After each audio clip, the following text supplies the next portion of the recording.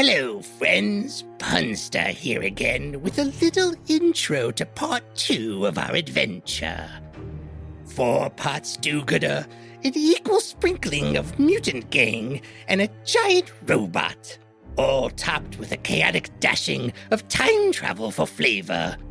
Put that into a comic format, and what do you get? A recipe for disaster.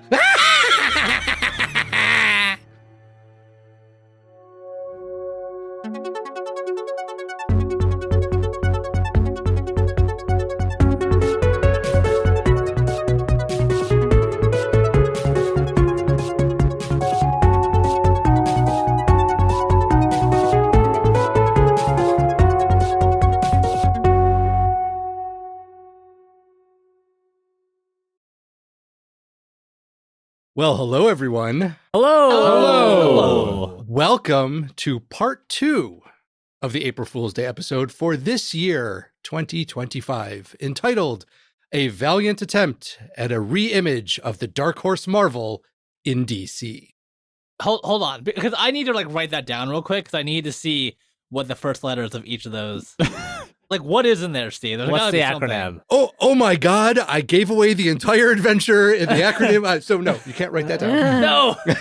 delete. Well, welcome everyone. And yes, in case you didn't get it from the title, we're playing us a little comic book game here of some superheroes. Last time, our 4 intrepid heroes, Armistice, Petra, Mandark, and Jojo, also known as 4 Joes, were out having a typical day at Jojo's apparently manor house with servants and extra cars, when over the police scanner, our heroes heard of a robbery in progress by a group of mutants called the Kilobytes. The heroes decided to take on the Kilobytes, and after a bit of fighting, they saw Overbite emerge from the lab holding a box of some kind. Armistice shot the device out of the hands of Overbite, and then it began to spark, and then there was a giant flash of light, and everyone was falling. And you eventually woke up in the grass looking at a blue sky, and that's where we pick up today. Well, is that where we left off exactly? I think we got some details. We got a little bit more information, I think, of where exactly we were. Well, you had a little bit more information, yes. While you were, well, we'll call it what it is, while you were falling through the time stream, you did see a battle occurring that you were able to place to somewhere towards the end of World War II. And you saw this box-like, what apparently is a time skipper, and the Sentinel fall through a hole into the Battle of the Bulge while you were whisked off somewhere else. Oh, okay. So we are not in the Battle of the Bulge. We saw there is currently no fighting going on around you. Okay, all right. Okay. Mm-hmm. But you did wake up in the grass, looking up at a blue sky, and it's strangely quiet. Are the Kilobytes here? So you sit up, you look Uh-huh. around, and you see your companions kind of scattered about maybe 20 or 30 feet away from you and each other, but you do not see the Kilobytes. Jojo takes in his surroundings and begins to slowly pick himself up from this grassy field. You can hear kind of a, my back, my back. And yeah, he's going to look around like, what do we see around here? I would say the first thing that you see is your many-armed compatriot. Excuse me, let me give the full, proper introduction. The many-appendaged, unagreeable arbiter of agile and amazing ammunition and other armed accoutrement, Armistice.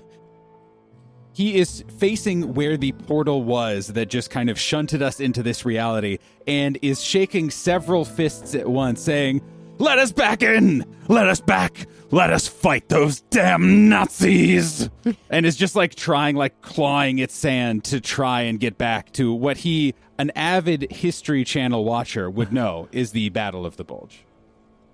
You also see this skinny guy with a big old head and a bowl cut just sort of lying face down in the ground, and he just rolls over and just begins sneezing uncontrollably as all of the pollen and grass just gotten right into his face.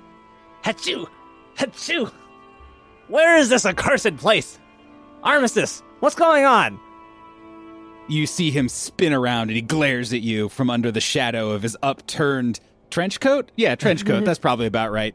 If he wasn't wearing one, he definitely is now. And is, how am I supposed to know? This is way above my pay grade.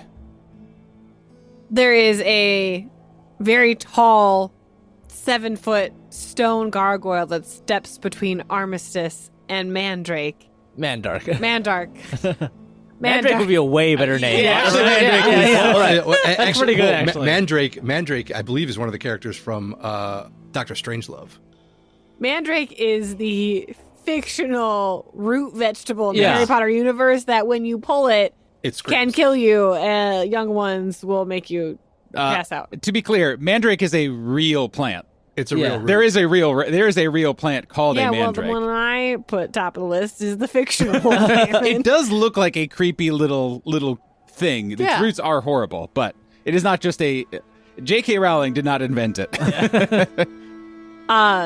But Petra steps between Armistice and Mandark, knowing Armistice rage upon seeing a chance to kill, probably in her mind, actually probably like kill people that are Nazis. And she's like, there might be a light transgression of his no-kill policy in literal World War II. yeah. Petra puts a hand on Armistice's shoulder, saying, "Calm down. There's nothing we can do to get back there right now. Jojo, what's going on?" And all eyes turn to your intrepid leader, Jojo, wearing his fine Oxford suit. And he looks at all of you and he takes in the surroundings. And he says, "By God, I don't know where we are either." As you are all standing there, kind of looking around, Petra and Armistice, because you both have the observation skill, you notice that there is some rustling coming from some of the taller grass that's maybe about 50 or 60 feet away from you. Armistice, I see it. I'll go high. And Petra jumps to fly and will go look above it as she assumes Armistice is ready to cover her. Oh, there's already just beanbags and rubber bullets ripping through the grass. When you fly up into the air, you get a much better view and can see down. You see lying in the grass are what look like two people. Even though they're lying down, you can tell they're shorter, they're stockier, and they seem to be wearing some kind of furs. One of them stands up, and you can see that this is somebody who is not wearing the clothing from World War II. Okay. So one of them stands up and just says, "Hello." To be clear, this is happening while bullets are firing at them. Oh, are you actually shooting? Yeah. Oh, Yeah. yeah. I'm laying cover fire as opposed to actively trying to hit anyone. gotcha. Okay. As Armistice begins to pull out these guns and start to lay down covering fire, Jojo turns to these two humanoids. Human. They look human. Do you have any kind of history or any skill like that? No. Okay. It reminds you of things you've seen at natural history museums, maybe? Okay. And Jojo says, Hold up. These look like fine, friendly people here. And Jojo is gonna walk up to them, and he's not gonna actually return the same greeting, they have their hand raised. He's gonna go in with a proper, firm handshake. You walk up to them, and they're kind of grinning at you and grinning at each other. And the one of them who had been speaking looks at your hand and also puts their hand out, kind of in a mirror to yours, but not actually touching your hand, and says, "Hello." Hello, my fine friend. It's a pleasure to meet you. Two gentlemen of this fine field. You two look like you might be perfect for our current situation. You see, we are travelers lost in time, and we have come here on a secret mission to stop the kilobytes from unleashing whatever evil they're planning on unleashing with this weird box-looking thing. I don't know if you guys have seen that too. Yes. I'm sure that's very important. But more importantly, how do we get home? The second one, when you say that, kind of perks up, points at you, and says, "Home." Yes, home. And starts nodding, like emphatically, like home. Yes. And then gestures, like for you to either follow or come with. What luck that we would stumble upon these two fine tour guides. Please, lead the way, my dear man. Yeah, luck. He says, glaring at the back of these fools. I love that Jojo has enough optimism for the whole party because the rest of us are all like very cynical. And ambush in 3, 2, 1. Listen, if there's anything I have learned in my time as a superhero, is that you have to roll with the punches. And these two figures kind of begin leading you up this hill into a more rocky area. And every 30 seconds, 40 seconds or so, one of them just turns around at you and says, "Home." And the other one says, "Hello, home." As you kind of look around, it's pretty open here. Like it's mostly tall grasses, and there doesn't seem to be a whole lot. It is a very natural looking landscape. Wherever you are is not close to a city. Listen, my friend, we came from a city. Do you know what that is? A city with people and buildings? This doesn't look like one. City. And he just like stops and then sits on the ground. City. Do you know where I can find an outlet? Outlet. And the one that was sitting down just kind of nods. Home. Stands up. Home. City.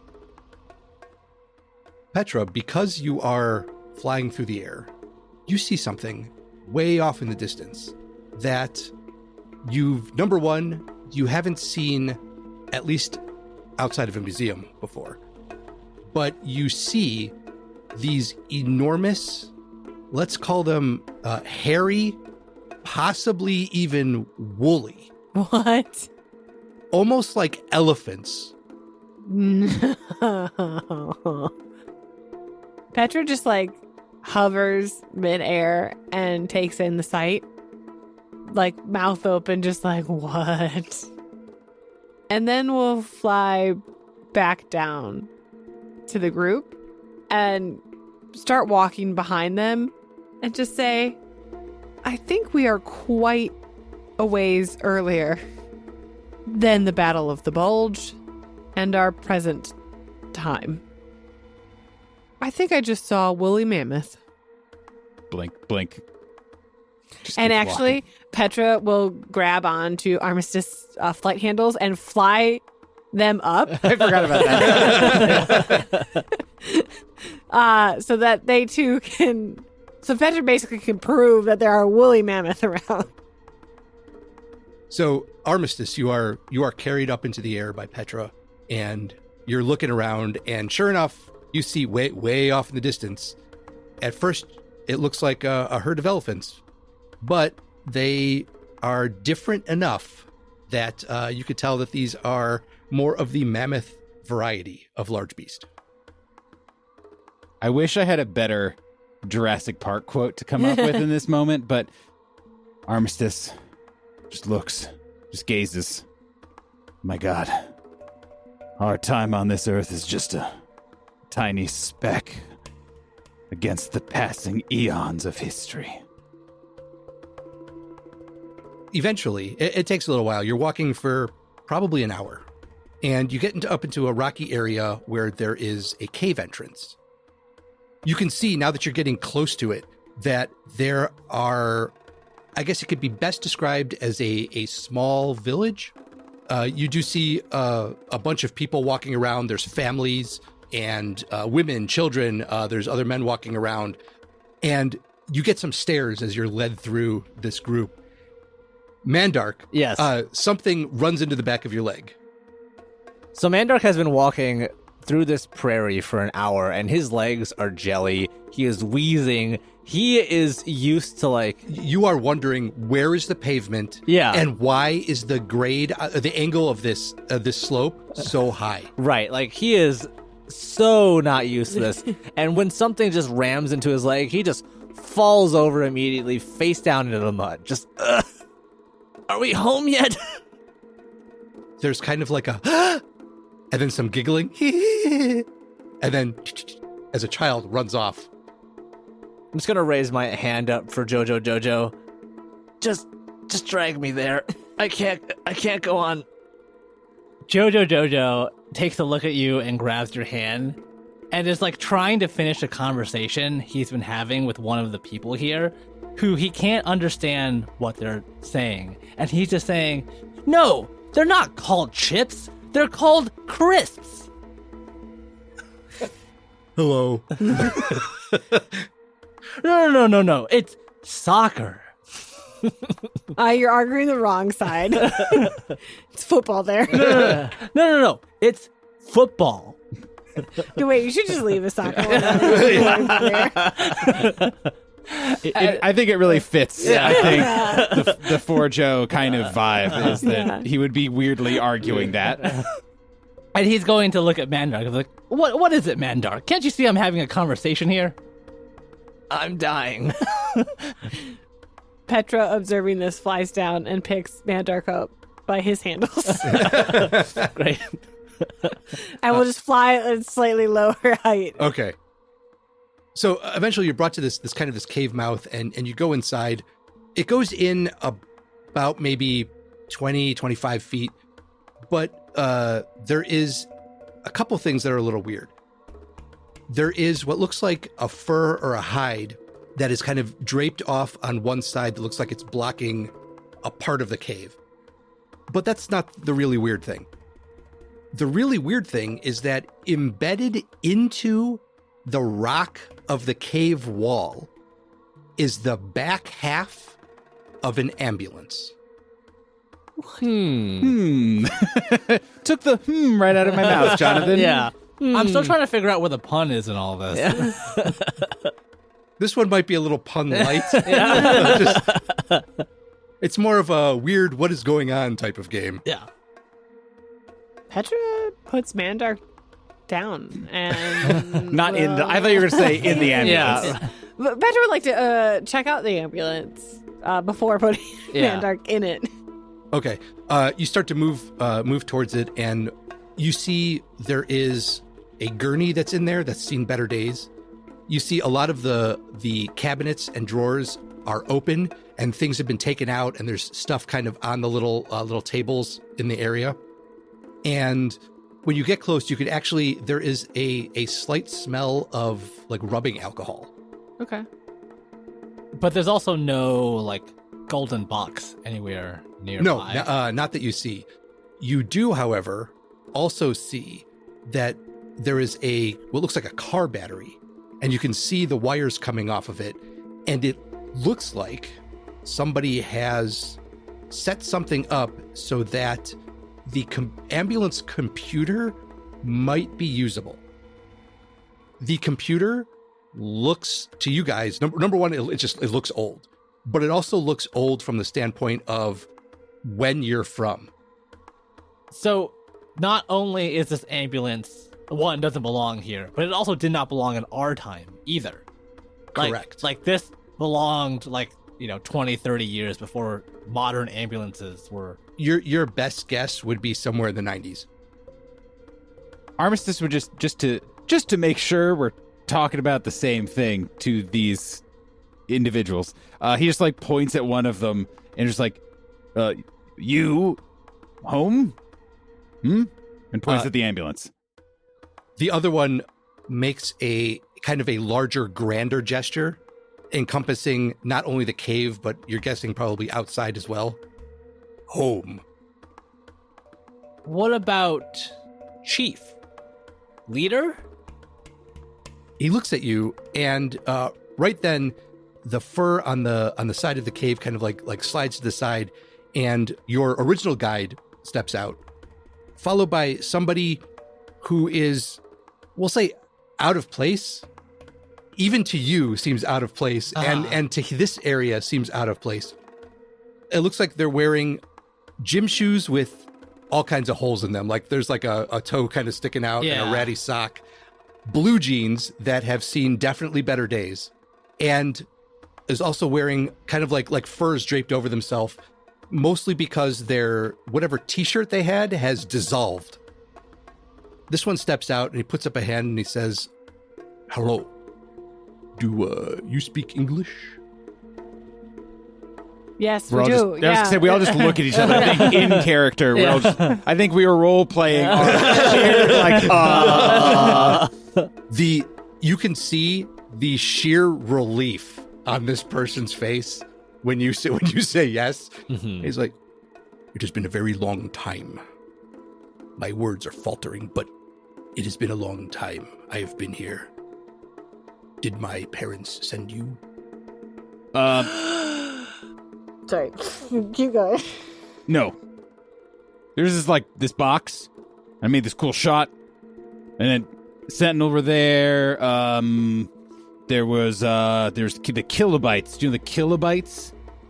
I am unfamiliar with the Well, there's a kilobytes. frostbite, and and he starts listing off the bytes. What he means to say is that, no, I don't believe that we were sent by your parents.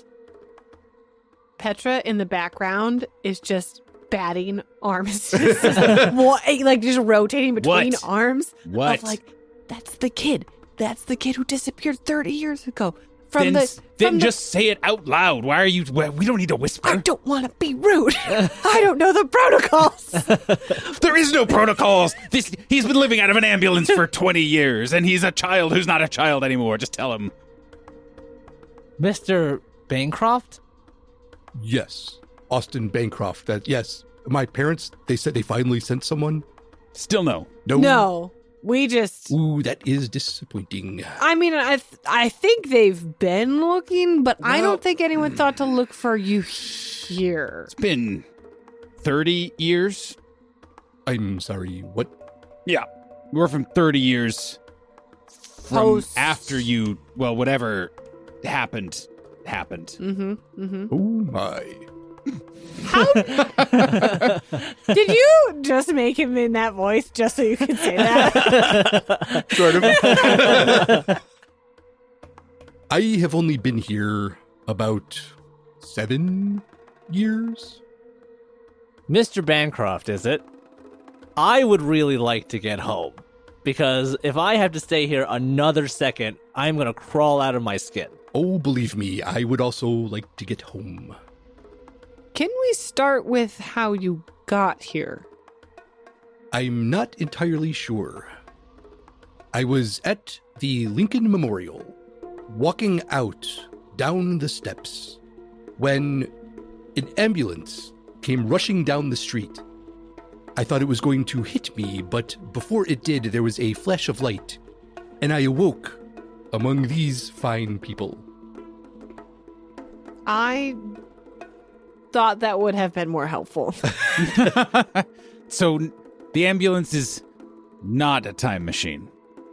No. I am sad to say that is only in the guise of a DeLorean. And we're very motivated to get back. You've no progress on figuring anything out. It will take a bit to tell, but if you come with me, the locals have prepared a fantastic meal of woolly mammoth, and I will be happy to relate to you what they saw and give as many details as you would like. Austin, I appreciate the offer.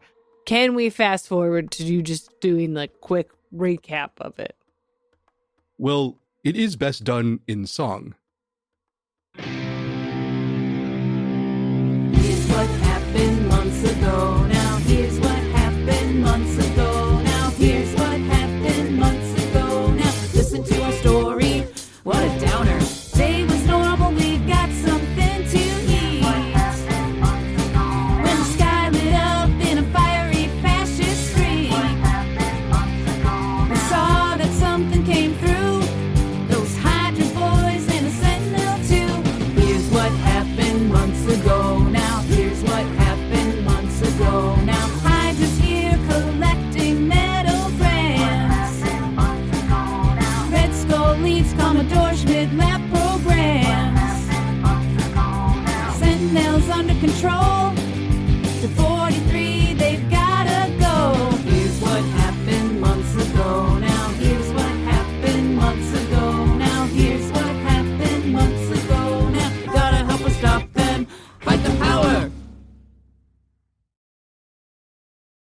Armistice jumps up and grabs onto what little remains of the tattered t-shirt of Austin and says, "You were going to wait to tell us that Hydra was here over Woolly Mammoth."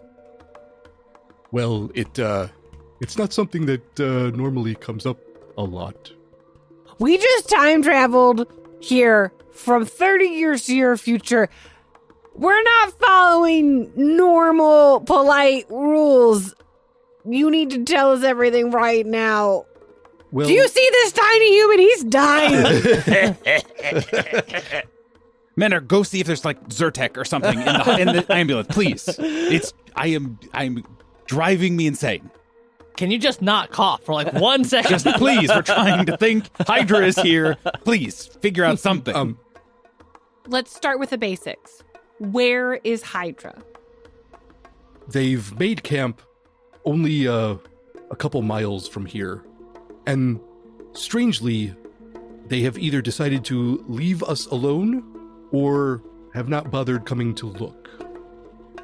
They haven't sent scouts or anything? They haven't found where you are at all? No, they've been preoccupied setting up a camp. Looks like a relatively permanent encampment, but they are sending things back through a portal of some kind that seems to have gone to sometime during World War II. Petra just grabs the handle on Armistice's shoulder so he doesn't run straight into the Hydra camp through the portal to kill Nazis. Okay, so we go to the Hydra camp, grab the box, We'll do more. hop through the Grab portal, box. swing by World War II, get Armistice Undying Rage, let that out for a little bit, and then head back to our time. And you're welcome to come along with us, Bancroft, if you can show us where this camp is. Yes, I can show you. I am ready to go if you are all prepared. Sorry, I just had this image of Petra just like sharpening her stone claws like on the cave wall. Yeah. Yes, Armistice is now covered 100% of his body in mud, Predator style.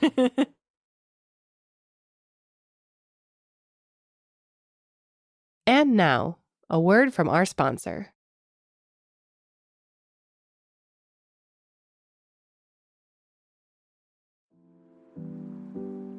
Hi, everyone. David here with the midroll. We hope you've been enjoying the episode so far. If you want more of the Reckless Attack crew, come join the community on Discord. The link is in the show notes of the episode and on our website, recklessattack.com. If you want to support the show, head on over to Patreon, where you can get access to our behind-the-screen talkback series, as well as our new series, Reckless a Snack, where we eat snacks and chat about the question of the day. As always, if you like the show, be sure to tell a friend about it too. Thanks so much for listening, and now, back to the episode.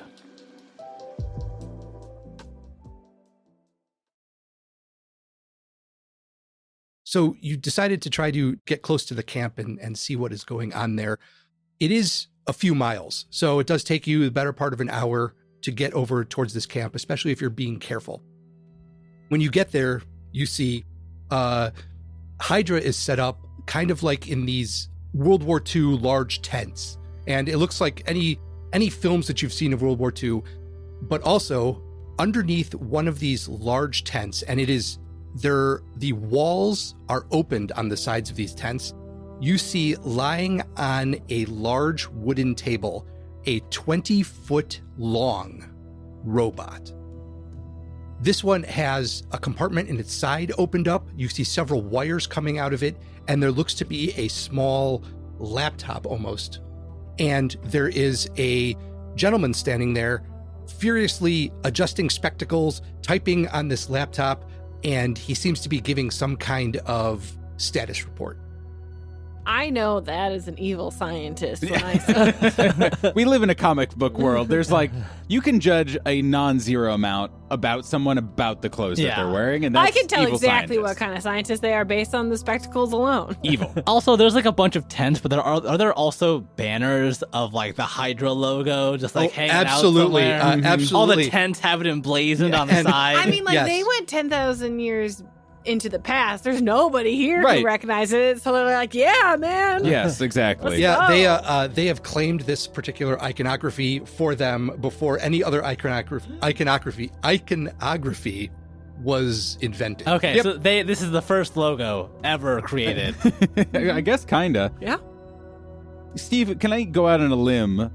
Might this be a similar Sentinel, perhaps the same Sentinel that was also maybe thrown through time alongside us? It looks strikingly familiar, except you can also see that large bits of metal and armor have been attached on afterwards. And spray painted on its chest, lying down there, you can see the several-headed Hydra symbol.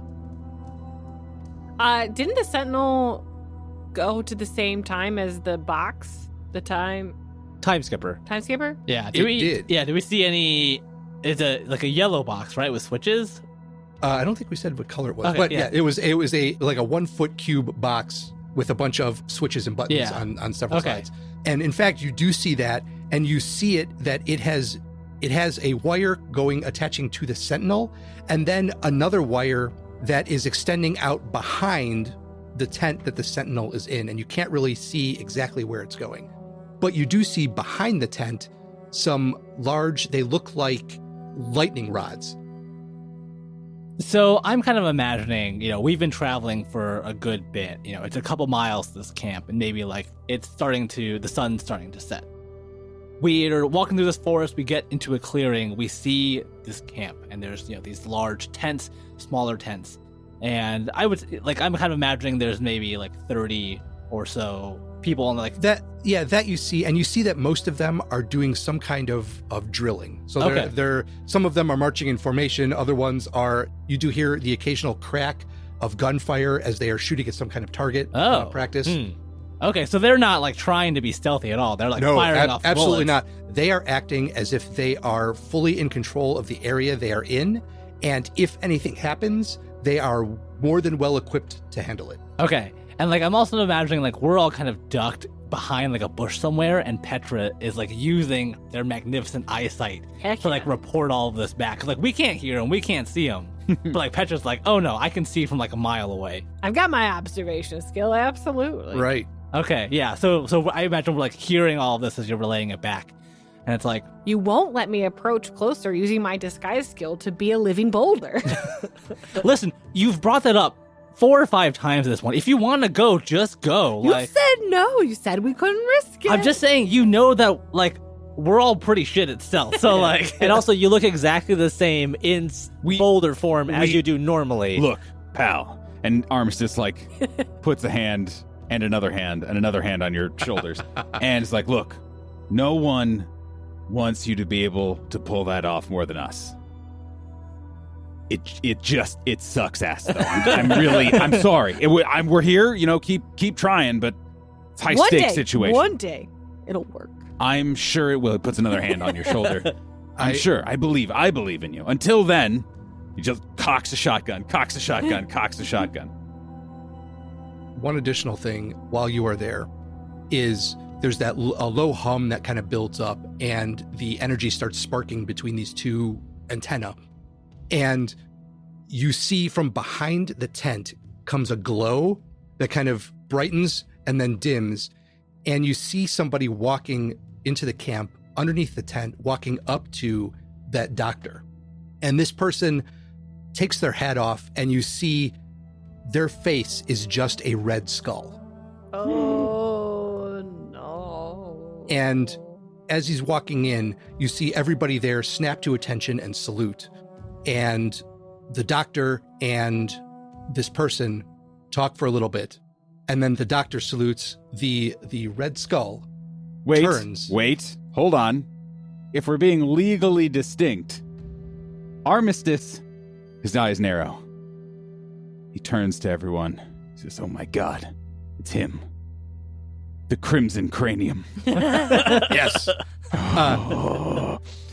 Just is loading more and more shotgun shells. There's no way that this gun can fit as many non-lethal rounds as this, but boy, he's trying. This might be our chance to finally take down the Crimson Cranium. We've got to get the drop on him.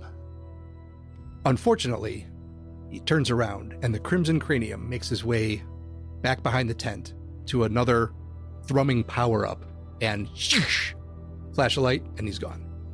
What?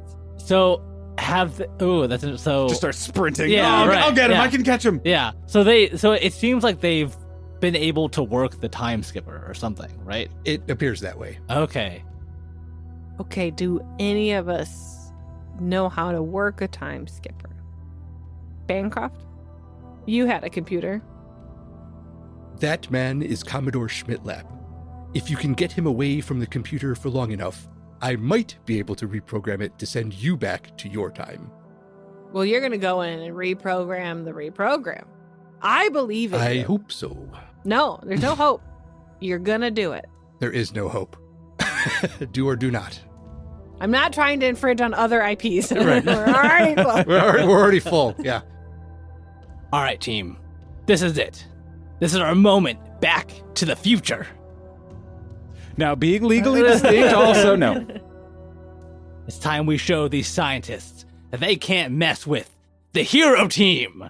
There's no need to fear. Hero Team is here.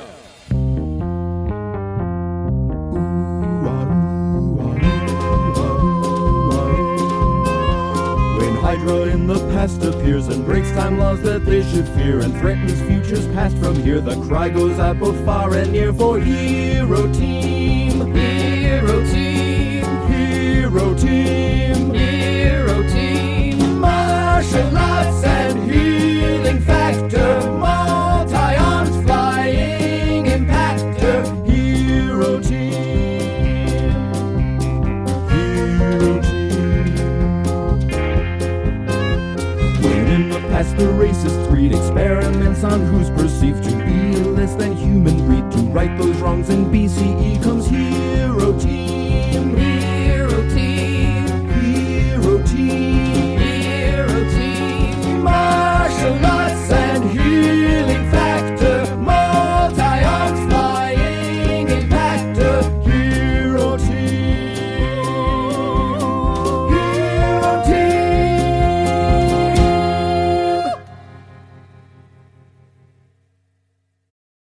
Good. That was high that was good. That's a high note at the end. Yeah. There. Yeah. Well done. Very jaunty, very like Western almost. yeah, Yeah. I like it. I have no idea what it's from though. Really? Yeah.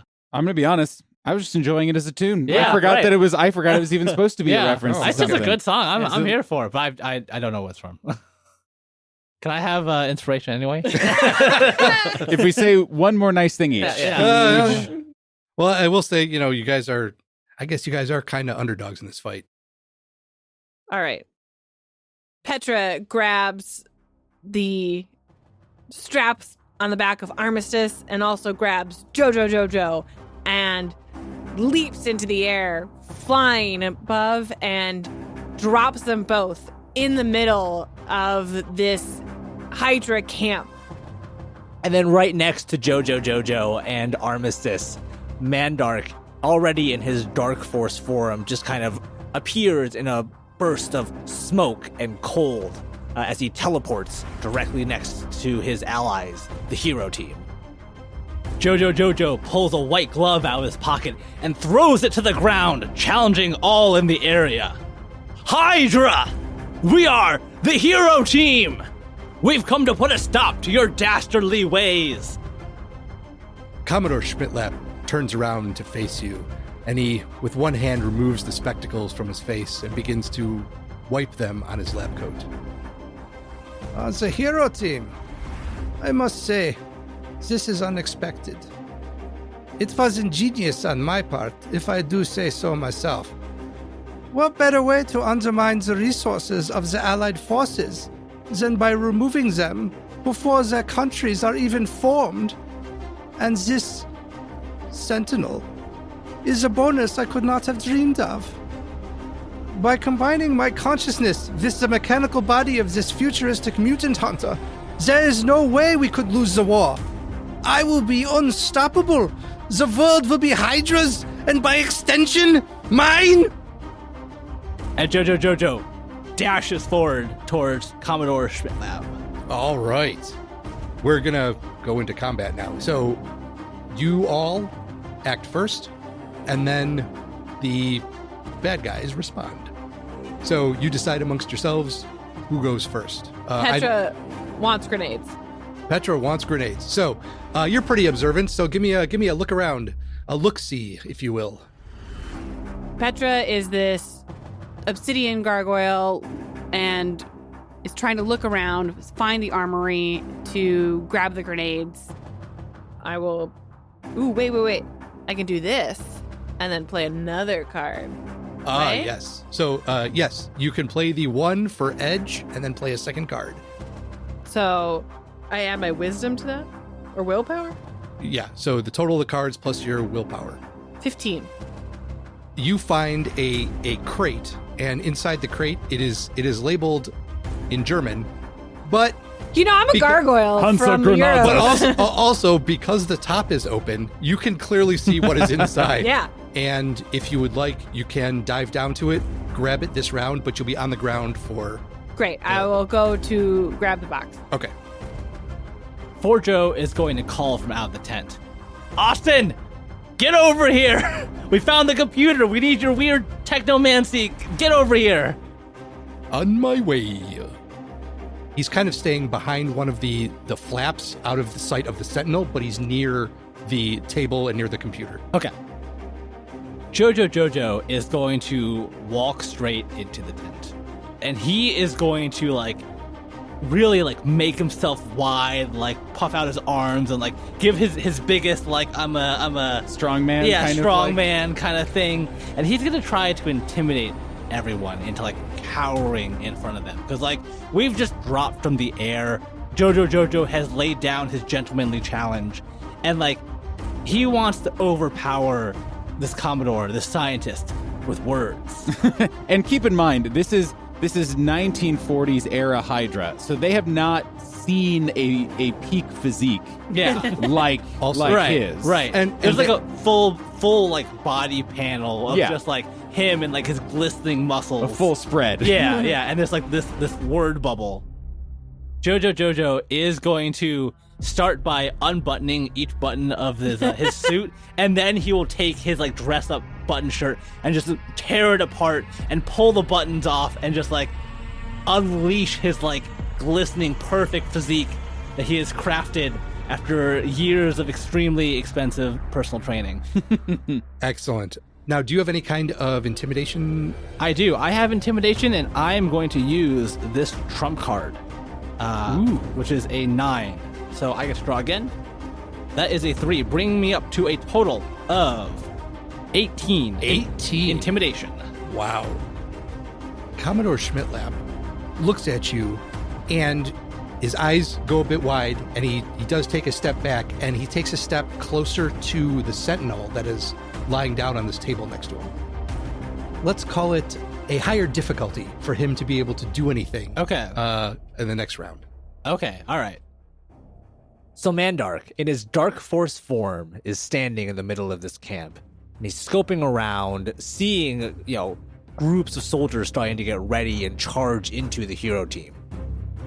I want to invoke the Dark Force, and I am imagining that these Hydra soldiers have brought a tank.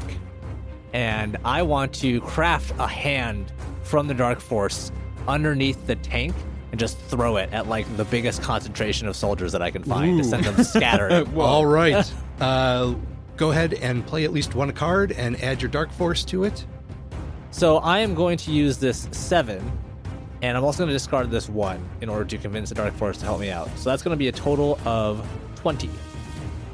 This dark energy forms a hand underneath this tank, and it lifts up from the ground, and you see a concentration of Hydra soldiers that were previously marching in step, and you hurl this tank Yeah. at them, and it goes flying through the air, and you see just the wide-eyed stare, and then poof, it just hits the ground.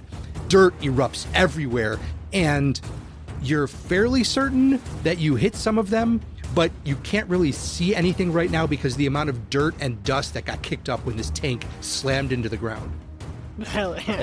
Yeah, like if they're not afraid of Jojo's glistening physique and also being potentially hit by a tank, I don't know what they would be afraid of by now. At this point, I think Armistice, it sounds like, has been kind of left alone in the middle of this camp of hands throwing tanks and charging up and into tents and all the kind of different directions. And he's just standing there. Imagine, God, how he wishes it was raining right now. But nonetheless, he stands up. He throws back whatever coat or whatever that he was wearing. I don't want to say, it was duster is much better. I was going to say trench coat. It's like, no, that's not the vibe. And you see it's just the shape of a man, just standing there. 2 arms. Normal. One Hydra agent comes around a corner. And then just an arm shoots out of the back of him, like of his back shoulder, and without even looking, unerringly shoots him square in the face with a non-lethal bullet.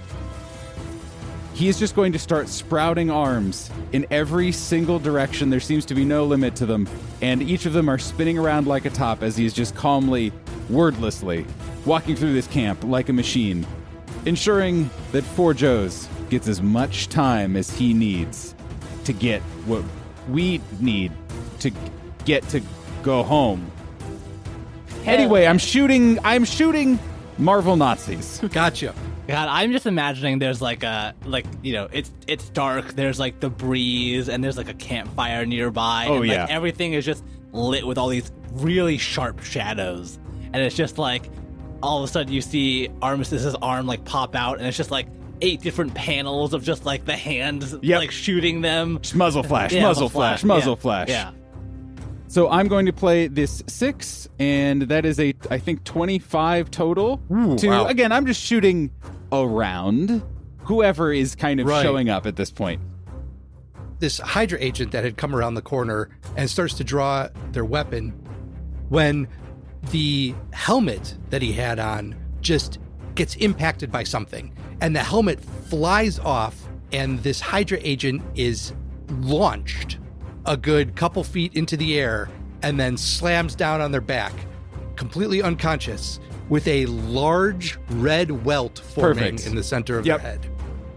At this point, Commodore Schmitlap stumbles back and kind of puts his hand on the arm of the sentinel that is lying on the table there. And a surge of kind of like light and almost smoke leaps from Commodore Schmitlap's body and slams into the sentinel. And then you hear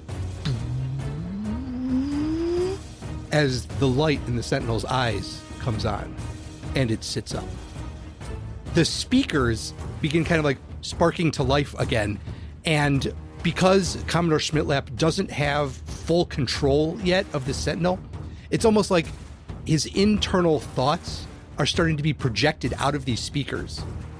And because the sentinel is designed to be comforting when it shows up, and it has a theme song when it shows up, his internal thoughts get, I don't know what to call it, musicified. And we hear, Meddling war won't last. Hydra's back in the past. Allied lands, mining expanse, stealing supplies. We can mine anywhere. Load this drone, send it back home, stealing supplies. We can dig anywhere. Allied lands, mining expanse, stealing supplies. Stealing supplies. Stealing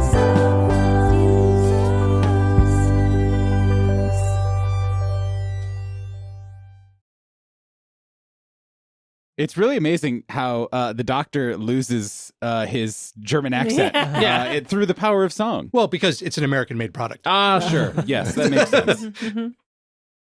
All right. Heroes up first. So Mandark is still standing in the middle of this camp, and I'm imagining he's drawn a good chunk of attention with that tank.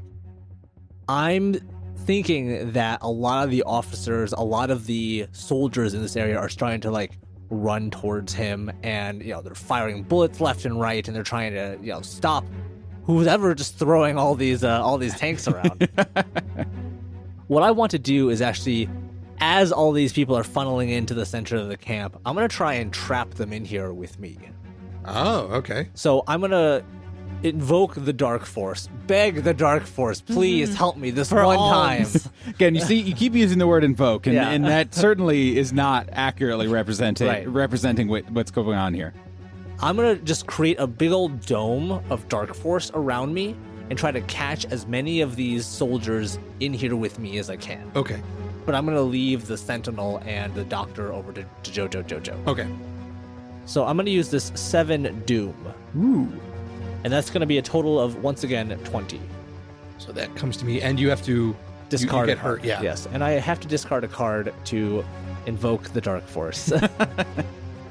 The hand that you had that had thrown the tank then disappears. Yep. And the little mists kind of come back around and then begin to weave themselves into a dome that goes over you. You weave this together, and you get a good, 10 Hydra folks inside this dome with you. Jojo climbs on top of the table. He climbs on top of the Sentinel, and he is just he's got his sport jacket, his ripped open dress shirt just flowing in the night breeze, his muscles glistening and rippling, and he is just punch on the metal, just striking down on this Sentinel's face over and over again. Probably not doing anything, but he's just trying to get some punches in while he can. All right, well, let's find out if you do anything. I'm going to play this 5 trump, which gives me an additional 6 Ooh, good draw. for 24 strength. Ooh, wow. Okay. You can see that you are making a little bit of some dents in the armor of this thing, but nothing seems to be fully getting through. Mm-hmm. You hear Commodore Schmitlab's voice again come from this thing, kind of like a tinny kind of sound, out of the speakers that this thing has attached to it because it arrived with a theme song. Are you sure you are not German? You are a fine specimen. I hear that a lot. Jojo, you are up front, full in the face of this Sentinel, and its hand comes up, and you see something in the palm begin to glow. Oh no. And then this is actually a stun beam. Okay. Is what this is. And so it possibly could cause paralysis. The way this works is that we take its stun category, and I am going to use this handy dandy 7 of Doom. Oh no. Thanks, John. You're welcome. Plus the 5 that's there. So that is a 22. So this does hit you, but you are resisting with your strength, and if you have any kind of armor or anything like that. Yeah, I have bulletproof skin. Bulletproof. this is not a bullet. I don't have anything left. Okay. What is light, but very, very Yeah, small yeah. wave and beam bullets. Okay, so you need to resist 22. So what is your strength score? 13. Okay, so the 22 minus the 13 is 9, so you need to discard 9 points worth of cards. However, they don't get discarded. You actually put them to the side, and that is because you've been stunned. Okay. If you lose all of your cards to a stun, you're basically paralyzed. Right now, you are only acting as if you have those 2 cards, the 2 remaining cards in your hand. Gotcha. Okay. Cool. Yeah. So Jojo is a little disoriented, a little less effective. Yes. And then the Sentinel begins to stand up, and so it kind of pushes you off of it. Or I want to hang on. Yeah, I want to get All right. like a headlock. You are hanging on like a spider monkey onto the front of the Sentinel. And I'm hanging on too, and I'm using my legs to try to yank this thing's head off, as I'm getting picked up. I imagine Jojo's I'm working it, and Get you just some. see stunned Jojo being ooh. Exactly.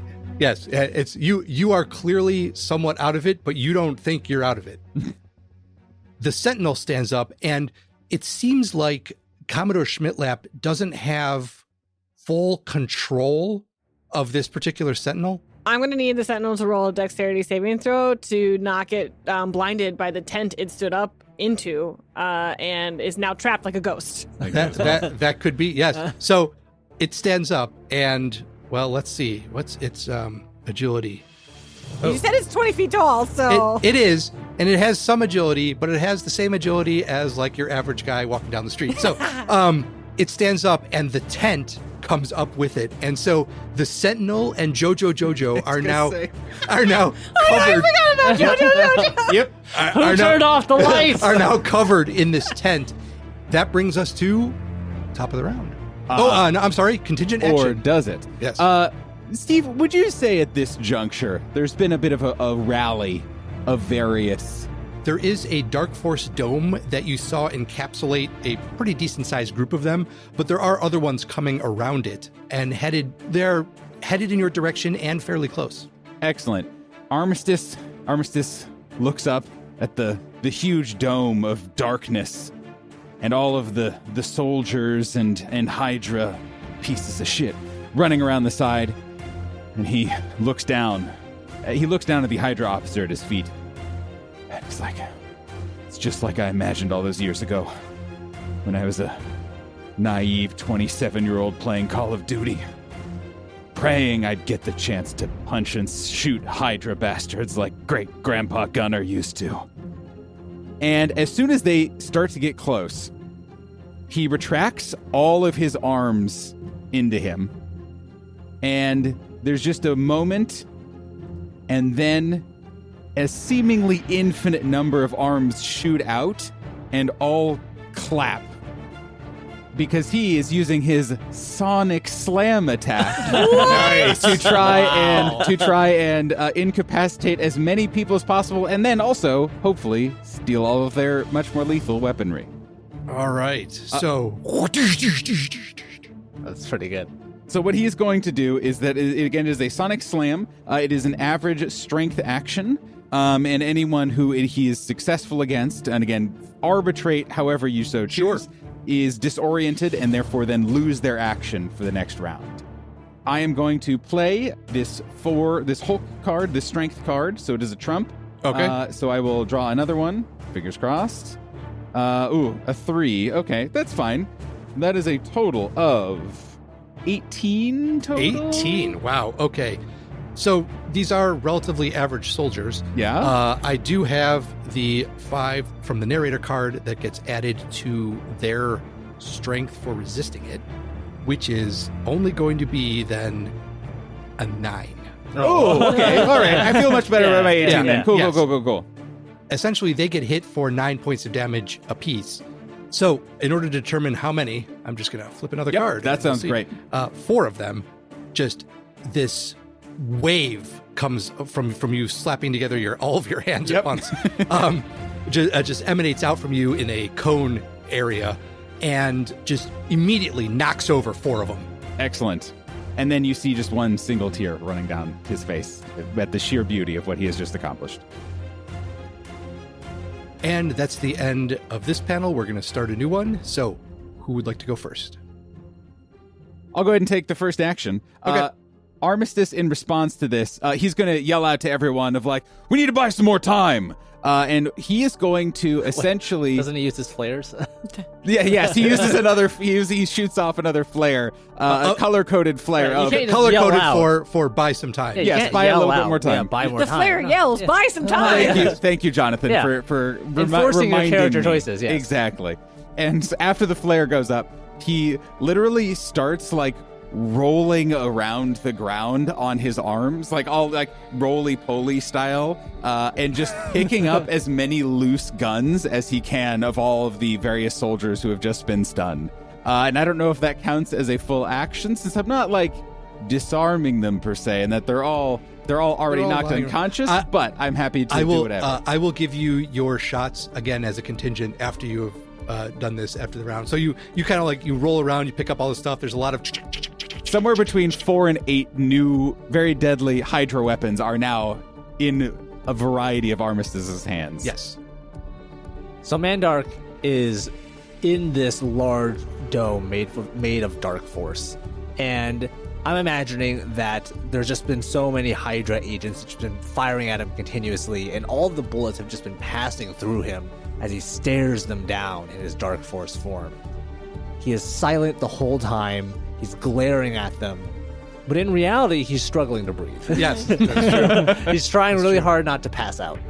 So what I would need to do is make a strength check to continue to not breathe. Right. I don't know that I can succeed on this because if I understand this correctly, the narrator card is a 8. Yes, And that means I have to be at a 12 total. that is correct. So I'm glaring at these soldiers, and all of a sudden the dark force form just disappears, and you just hear...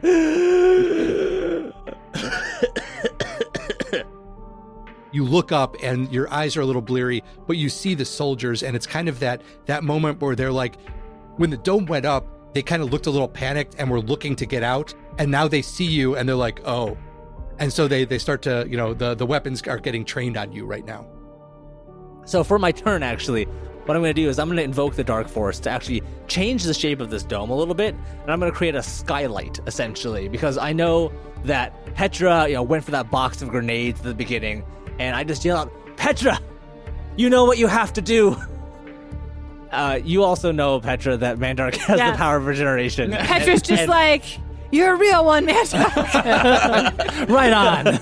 And he does this every single combat. Like, anytime, on that mission that they went to go find a cat lost in a tree somewhere, Mandark's like, no, I have to heroically sacrifice myself. So, Leave me behind in this tree. I will take the cat's place. Interestingly, also, the solution was drop grenades on Yeah. it. So So I'll play this 5 for Shaping the Dark Force, and I'll give up this other card. And that'll be my turn as I resolve myself to standing in front of these Hydra soldiers, waiting for the end. Petra, following Mandark's last words, drops grenades into the Okay. dome. That's going to be an agility. Agility. Yeah, 'cause okay. it's kind of like a ranged, even though you're just dropping it, it's still a Does range. it count as aerial combat? I'll let you have that. Yeah, we'll reduce the difficulty for it. Great. I'm still going to use my knife. 'Cause I want, Okay. I want as many Hydras to die. All right. So what's Really your total? place that grenade. Agility is the 19. 19. Okay. You drop the grenade in there, and it does. You're not sure if you imagine it or if it actually happens, but you do. It does give a nice little. And you see the explosion from inside the dome. Light comes up out of the opening, and you see some smoke drifting up, but you can't really see what happened inside. That's fine. I will fly away to find another group of Hydra as Petra's really enjoying raining death upon the Hydra camp. Jojo is kind of almost in this drunken stupor, holding on to the Sentinel's head. He's gonna try and yank it in a direction like a joystick away from the portal that we saw the Crimson Cranium walk into. Okay. And he's just gonna try and direct this thing while the tent is smothering him basically. Okay. You can use strength for that to try to maneuver the head in a certain direction. Okay, I'm going to use my 6 strength, which is a trump, and that is going to lead into a 9 doom. Wow. So that is going to be 28 strength. 28. Nice. Do I just tear the head off? Almost, because it resists with its strength, and I add the 8 of doom, which brings it to a 25. Wow, okay. So you, in fact, are able to push the head in the direction you want, and you do start maneuvering it, and you feel it as it moves in a direction that you think is away from the portal. Okay, cool. I am also going to, can I let go at the end of my turn? Yes. Okay, yeah, I'm going to let go and drop to the ground and kind of let this thing just kind of keep moving in that direction. Okay. So now we're going to go to the villain's actions, and I'm going to start with Mandark. That grenade went off pretty close to you. Basically right on top Basically of me. right on top of you. The grenade itself is a set amount of damage, we'll say. So it's going to be 15 for the grenade when it goes off in your general vicinity. First of all, do you have enough cards to resist that? So the grenade's doing 15 points of damage. my strength is only 4, so I'm going to reduce that damage by 4, and I don't have 11 points worth of cards to be able to take the other 11 points. So I have to give up all my cards, and I am not unconscious. Yes. The dark dome that was surrounding you is now like it starts to drip away, and you can see that there are a bunch of either unconscious or badly wounded Hydra agents that were underneath this dome, as well as a Mandark that is lying on the ground. The Commodore Schmidtlap Sentinel, the Commodore Schmentinel, reaches a hand up and just grabs the tent that is draped over its head and yanks it down, ripping it off. It's still marching in the direction, Jojo, that you had pointed it, but you see its head completely turn around and face the other direction. And the arms then kind of rotate around 180 degrees. And there is another shot, Jojo, at you. Okay. That is going to be an 18. That will hit. I reduce it by 13 for 5, and I'm going to discard this card to nullify the rest of the damage. Okay, and that's a stun, so that just goes to the side temporarily. Cool. So you'll be healing those back. But again, you feel a little out of it. Yeah, I'm pretty out of it at this point. I'm seeing stars. Like, everything's kind of double vision right now. Then, Jojo, I think you're the closest. You hear Austin from underneath the table, and he shouts out, "I've got it!" And you hear the antenna kind of powering up, and then the glow from the side of the tent, and he says, "It's open!" Now, Armistice, your contingent actions. All right, time to go, team. He looks up at the giant towering Hydra robot, and he says, "I've done things I'm not proud of. Crimes against society. But what I can't stand are fascist robots." And he just brings every single gun that he has just taken off of the stunned array of Hydra soldiers and fires all of them at once up at the head of this robot, just to try and knock it. You just kind of like keep him off balance or whatever. And he's going to play a Trump 6, and so is going to draw an additional card to try and hit. Whoop. That is another Trump 3. Wow. That is a Trump 8. Wow. Okay. Alas, that is only a regular additional 3. So that is a total of an additional 20. So that is a 39 to hit. Wow. Okay. I'm firing a lot of guns Yes, at once. you are. And this is why I can't have lethal weapons. I'm Right. too powerful. Yeah. So the guns do an additional 4 for damage. So your 39 to hit, the amount of damage you're going to do is that plus an additional 4, so that's 43. Indeed. Its strength reduces 17 of that. Its armor is only 5. So that means it reduces it by 22. So you did 43. So that's 21 points. This head snaps back, and you hear out of those speakers again, 9, 9, 9! And the Sentinel collapses, and this kind of smoky kind of energy shoots out of the Sentinel and back into the body of Commodore Schmidtlap. Jojo kind of stumbles his way back into the tent after dropping off of the Sentinel. He kind of gives like a big old thumbs up to Austin. It's like, "Austin, good job. Now get out from under that table. You gotta go first. We gotta get out of here." And he says, "I have to keep making adjustments. I will come through after you." Okay. But you're falling right behind us, right? Right behind you. Okay. And Jojo is going to like grab the unconscious body of Commodore Schmidtlap, and he is going to like make his way over to the portal and then start like waving everyone over. "Hero team, to me! Mandark, his skin is kind of re-knit itself at this point. And he is just like starting to crawl away from the pile of dead Hydra agents. "Petra!" And he's waving up to her. And you see the skin, like there was bone showing on his face. and Petra he's like, knows not to look. Yeah, don't look at Mandark for a couple seconds. Yeah. Yeah. Can you just like phase out again for a second? Yeah. Yeah. Petra will fly down to the husk that is Mandorg and pick up the least burned bits. Yeah. And fly him and herself to the portal. Armistice, you gotta come with us. You can't stay this is here my and kill time. all the Hydra. At that, Armistice looks down at the deadly weaponry in his hands. The first time he's allowed himself to hold such terrible instruments in a long, long time. He looks down. He grimaces. He says, "Not today." And he turns around, and as he does, he starts just doing that very complicated, like, dismantling of all the weapons, and just, like, making them, like, unusable with just a flurry of arm work as he just starts booking it over to the portal as well. And Jojo is going to throw the good Commodore through the portal. And then, like, as the rest of the team is, like, coming in, he's going to, like... I'm kind of imagining he's, like, half in, half out of the portal and is, like, kind of waving everyone through. And then he takes one final look at the devastated Hydra camp. And he looks at Austin and he says, "Austin, put the computer down. It's time to go." Austin puts the computer down and runs up to you and stops just in front of you, puts a hand on your shoulder and looks you straight in the eyes and says, "I will see you again."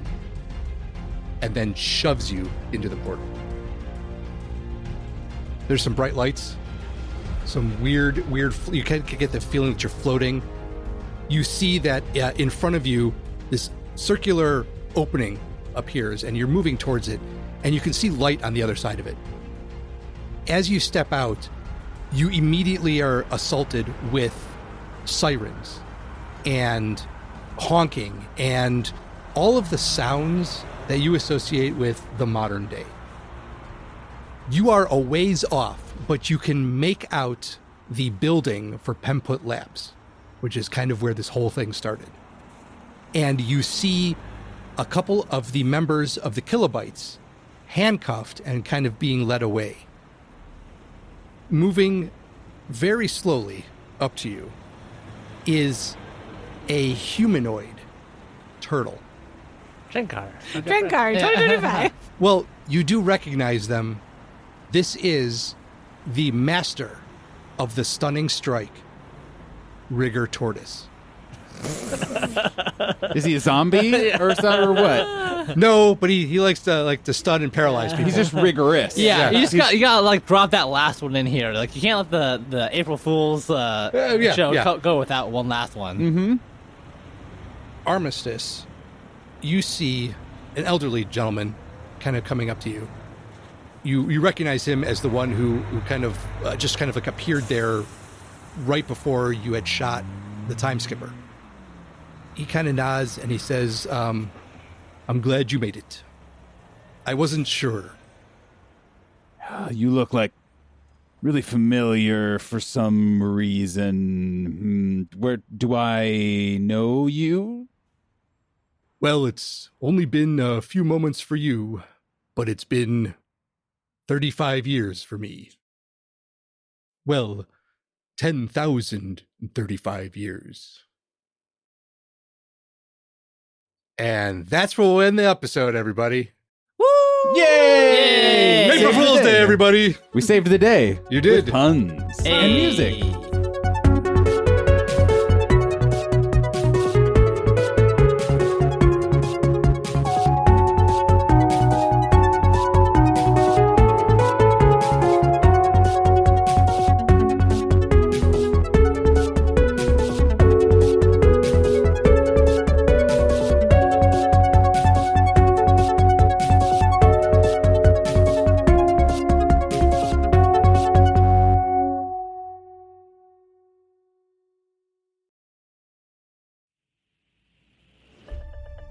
Well, 4 villains, then 3 villains, then 2 villains, then 1. All villains are locked away, never to see the sun.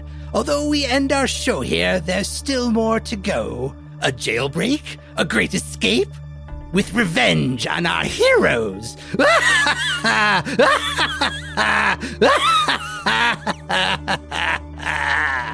See you all next time.